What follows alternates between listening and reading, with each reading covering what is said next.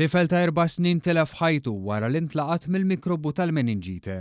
Aħbar li ħasbet lil bosta, inkluż ġenituri, li beżgħu li wliedhom setgħu jieħdu din il-marda li tista' twassal għal mewt. Ftit tal-jiem ilu il-ġenituri ħadu lit-tifel l-isptar Mater Dei wara li beda juri s-sintomi ta' din il-marda. Madankollu huwa miet fit-taqsima tal-kura intensiva matul il-jum tal-ħadd.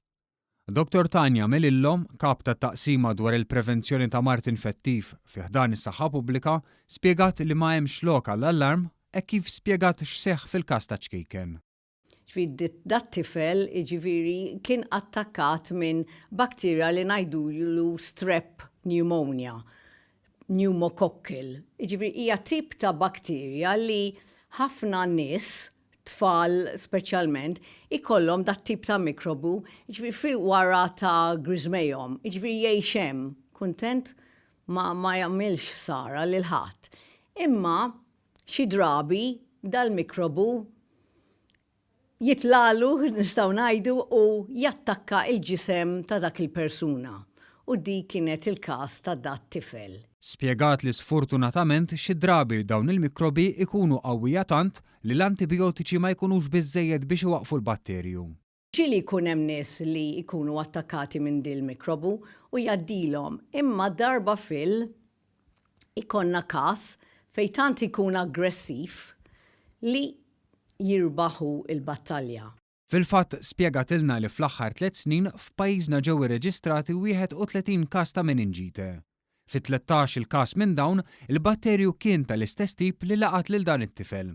U fl-unika żewġ imwiet li ġew irreġistrati f'każi ta' meninġite fl-aħħar 3 snin, il-batterju tal-meninġite kien differenti mit-tip li laqat lil dan it-tifel.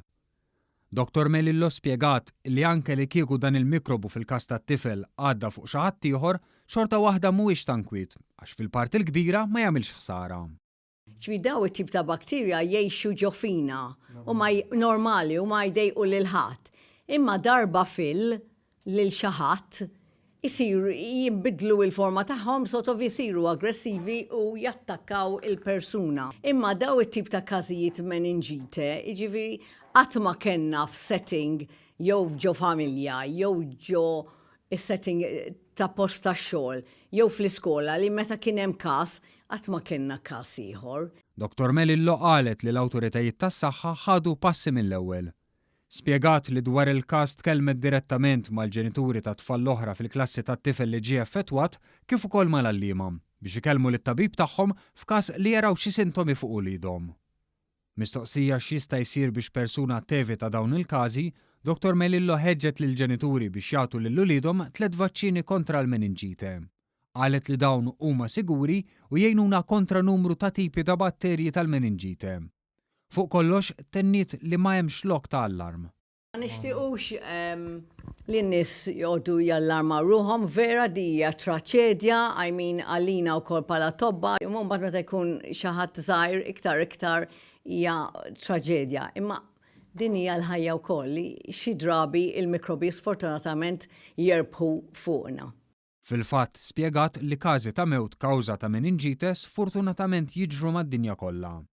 U waqt li l-imxija tal-influenza tinsab fl-aqwa tagħha, hija appellat biex naħslu jdejna b'mod regolari, it-tixjuż użati narmuhom minnu fih u nieħdu ħsieb saħħitna b'ikel tajjeb, eżerċizzju, mistrieħ u tnaqqis fl-istress biex is-sistema immunitarja tagħna insaħħuha biex tkun tiflaħ tiġġieled il-mart.